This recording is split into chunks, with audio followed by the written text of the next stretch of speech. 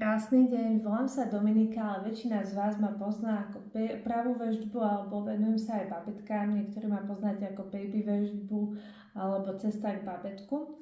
Ja som dlho nevedela otehotnieť, potom sme išli s manželom na kliniku, kde mi spravili prefúk alebo hyfosy a zrazu sa objavil tento nádherný malý poklad.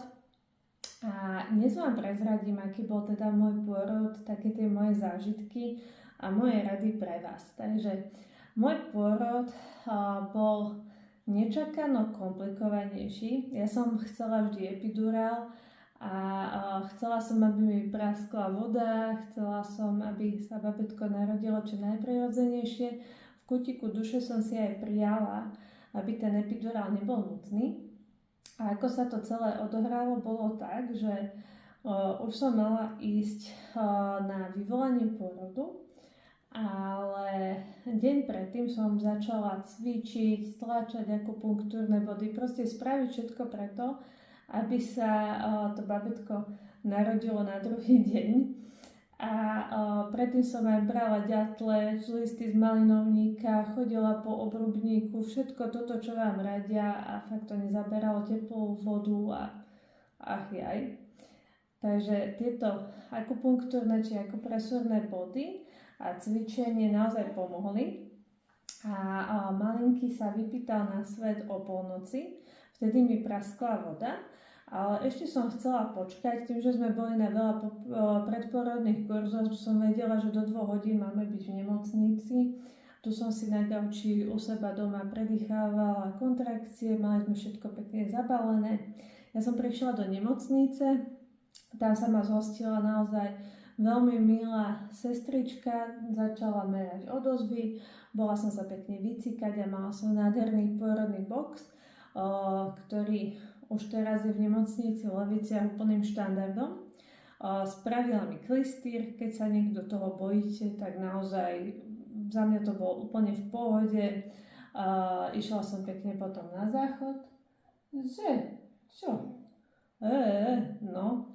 A musím vám povedať, že najväčšia úľava pre mňa bola tá, že tam bola sprcha a celý čas som bola v sprche. Hoci som bola, kedy bola veľmi hamblivá, teraz som sa vyzliekla a bola celý čas v sprche, som sa tam sprchovala. Keď aj išla zo mňa nejaká krv, tak som to pekne osprchovala. Prekvapivo som sa pekne vykakala, takže také tie pozostatky tohto neboli. A manžel bol teda so mnou.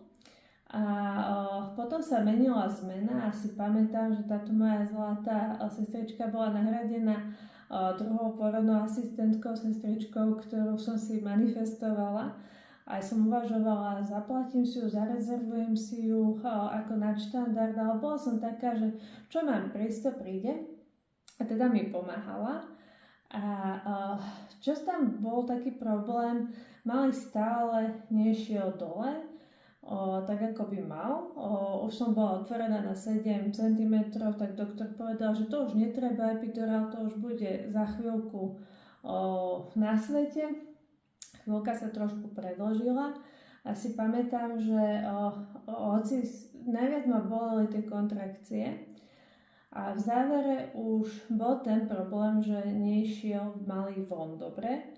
A ja som nevládala, necítila som kontrakcie, tak mi pichli oxytocín a pomáhali mi tlačiť.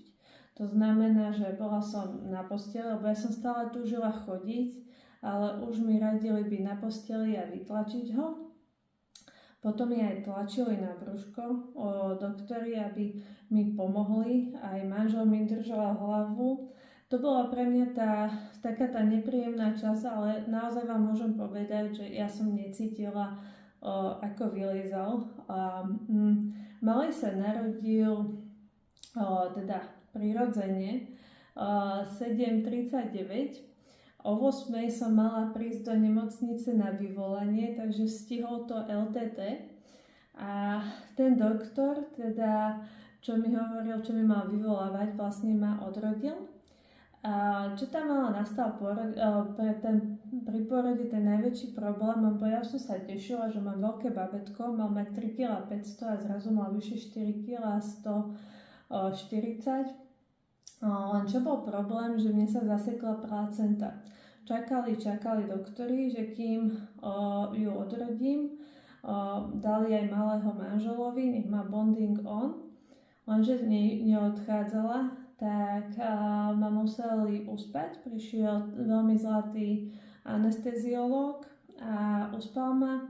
A to si pamätám, že bol najlepší pocit na svete. Ja som cítila, že som splynula s vesmírom, videla som žlté svetlo, bola som strašne šťastná a nechcela som sa vrátiť naspäť. Proste zase to boli také tie stavy, ktoré som mala aj pri kundalini aktiváciách, kedy sa naozaj spojíte s Bohom, ste v tom neduálnom stave, kedy ste úplne spojení, bez bolesti, cítite sa skvelo.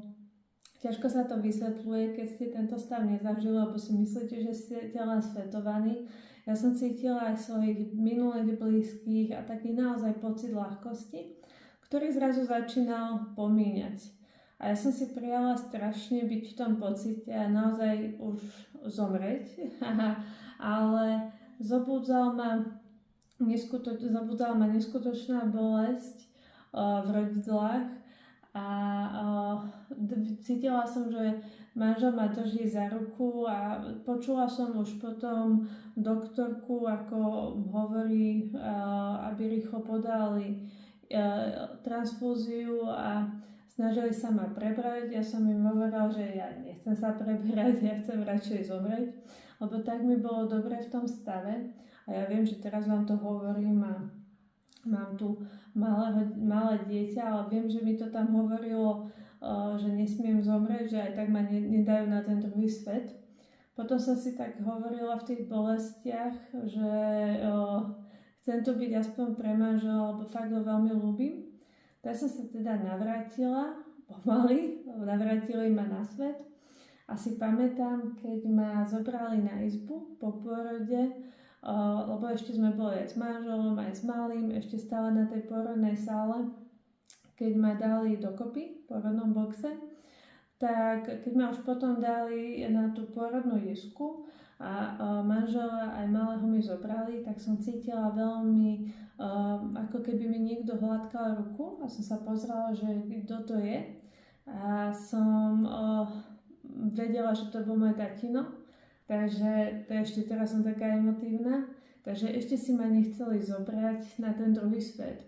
Takže aj vy, keď si myslíte, že niečo ste zanedbali, že niekto kvôli vám zomrel, alebo nejaké babetko kvôli vám zomrelo, alebo máte pocit, že bolo niečo neférové, že niekto išiel na ten druhý svet skôr, nedá sa to ovplyvniť, toto by som vám chcela povedať.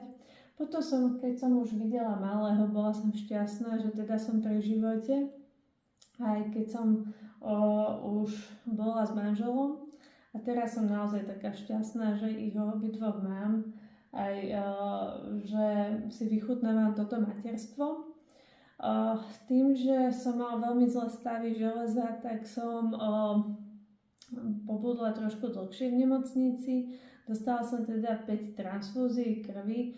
Ja som veľmi šťastná, že som tam mala skvelých doktorov, skvelé sestričky, pekne sa o mňa starali. Prišla aj laktačná poradkyňa, dokonca aj k nám domov, ale malej sa už nechcel prisávať tým, že ja som mala neustále kanily v rukách, tak mne sa veľmi ťažko rozbiehalo aj to dojčenie, že sa mi ťažko držal a bola som veľmi slabúčka. A potom som ešte niekoľko týždňov sa snažila, trošku som si odsávala, vždy trošku teda išlo. On to scúcol, ale potom už aj gynekologička mi poradila, nech sa toľko netrápim. A malý prosperuje, je zdravý. A čo vám tým chcem povedať?